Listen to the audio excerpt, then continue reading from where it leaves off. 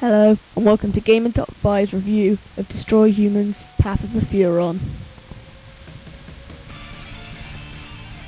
Developer Sandbox Games was shut down by THQ nearly a full month before Destroy Humans: Path of the Furon hit retail shelves, and the PS3 version of the game was cancelled shortly thereafter. After a short time with the Xbox 360 version of the game, you'll probably wish THQ would put it out of its misery too. The game's visuals are dated, and its insensitive, stereotypical portrayal of the Chinese, among other ethnicities, is appalling. Add in repetitive objectives and played out humour, and there's no reason to waste your time with this shoddy excuse for a game. As in previous Destroy Human games, you play as Crypto, a smart alecky alien with a dislike for the human race. The game takes place in the 70s, and Crypto has his hands full dealing with a mob in what's supposed to be Las Vegas. After a few unexpected attackers trying to drive him off, he realises someone or something other than the mob wants to get him out of the way. Crypto sets off across 5 open world environments that includes Forks Vegas, a poor man's Hollywood, and a lame ass China, among others.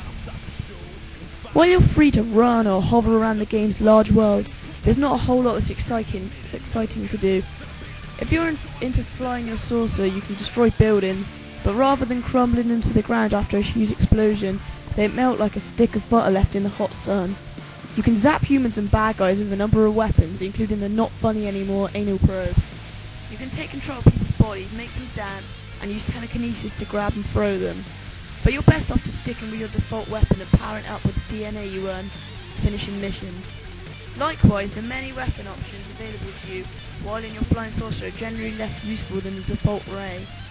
You might have a bit of fun messing around with a few of the tools of destruction made available to you, but the large number of options is little more than a novelty. It feels that rather than come up with interesting objectives, the developer made a bunch of weapons, and occasionally forces for you to use them in artificially constrained ways, rather than allowing you to land your saucer anywhere. The game gives you only a few landing spots, most of which have to be unlocked by playing a mini-game, which in turn forces you to use a gun or skill you wouldn't likely use. This is so contrived that the game even makes a joke about it. Yes, making the people who are foolish enough to buy your game perform unnecessary cumbersome tasks is really funny.